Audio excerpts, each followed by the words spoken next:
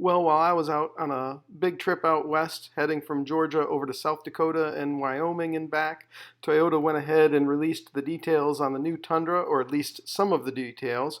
And what I'm going to tell you is why I don't think that new truck is going to be for me, and I'm going to be driving my 2018 or some version of this later second generation for a long time, and why that third generation from Toyota just doesn't hold interest from me based on the specs.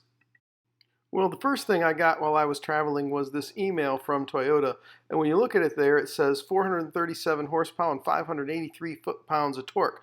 That's amazing. That's incredible. And of course, that's with the hybrid model.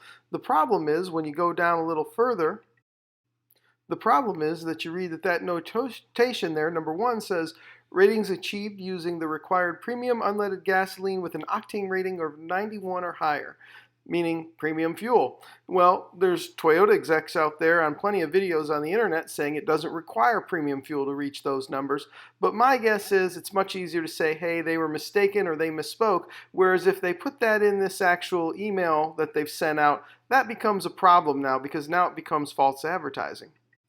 Well, Toyota did go ahead and put out the owner's manual for the 2022 Tundra, and one of the things we can see here from this little clip of the Toyota Tundra owner's manual is that it does look like, based on these model numbers, that there was indeed that increase in payload that a lot of people wanted. Now, payload is a precarious number to me. Nobody really knows how they determine it, and yeah, you can tell me about gross vehicle weight rating, minus occupants, all that sort of stuff, fuels, fluids, etc. The problem is, what determines gross vehicle weight rating? And there's no standard for that. There's no way of doing it. That aside, here's the problem. You put this stuff out there and we can go ahead and we can do the calculations. The problem is it's quite simple how they got an increased payload. They got an increased payload by decreasing the fuel tank. That's right, the new standard fuel tank on the Tundra is 22.5 gallons, and you can get a 32-gallon tank if you want to pay extra for the additional tank. Now, some people may be saying, hey, what's the problem with that? They switched to a twin-turbo V6 and a twin-turbo V6 with a hybrid. You're going to get maybe 20 plus miles per gallon with those. You're going to not need as big a fuel tank and you can go far. Problem for me is my Tundra is a lifestyle vehicle, and my lifestyle revolves around towing heavy, towing across country. I have two travel trailers. I have two Lance travel trailers. One's a 2375 with a gross vehicle weight rating of 7,000 pounds. The other's a 1995 with a gross vehicle weight rating of 5,700 pounds. And towing those with a V6, I know, hybrid or not, I'm going to top out at 7 miles per gallon best. Probably not even come close to it, whereas I routinely get anywhere from 9.5 up towards 12 even towing those vehicles depending on which part of the country I'm in. And in the mountains, I actually get between 9.5 and 10.5 towing with my 5.7 liter with the 4.3 rear axle rating. Since Toyota was kind enough to go ahead and release the owner's manual, I went ahead and put together a spreadsheet to take a look at what the different vehicles were. And if you want to look at a specific vehicle, an SR5, a Limited, a Platinum, a 1794, you could go ahead and freeze this area and take a look and track the numbers for yourself. But my real concern here is that there is no TRD Pro listed here, which means that in that current owner's manual, the TRD Pro may get a separate owner's manual, or it may be that the engines with the Hybrid Max engine, the twin turbo V6 with the hybrid, that those get a separate owner's manual. I'm not exactly sure what's going on here, but what I do know is that in some of the videos, particularly in the TFL video where they did a review of the 1794, the payload was only as I recall, 1,270 pounds. The current payload rating on that truck is 1,185 pounds.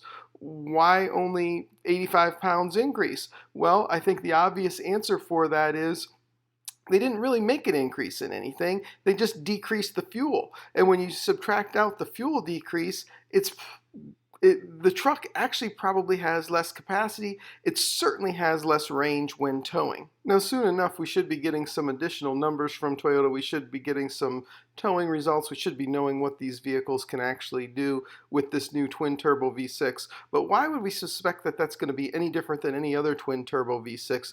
There's no magic formula that Toyota has to create more power out of gasoline.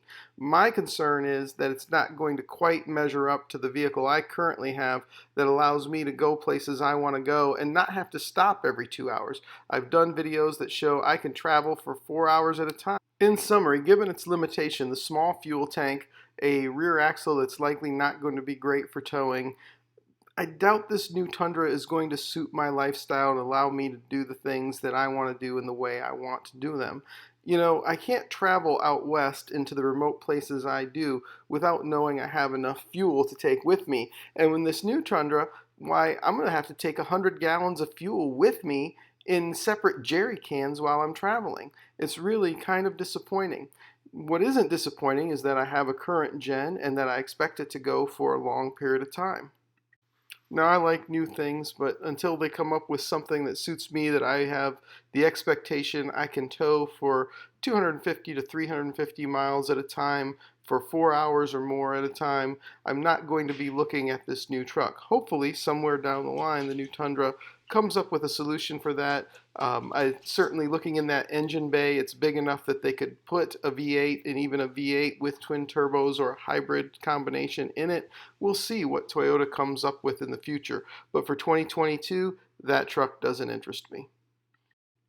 Feel free to share any thoughts you have on my thoughts about the 2022 and its lack of what's likely a significant towable range, and then go ahead and hit subscribe if you like. It helps me to produce more videos with similar content.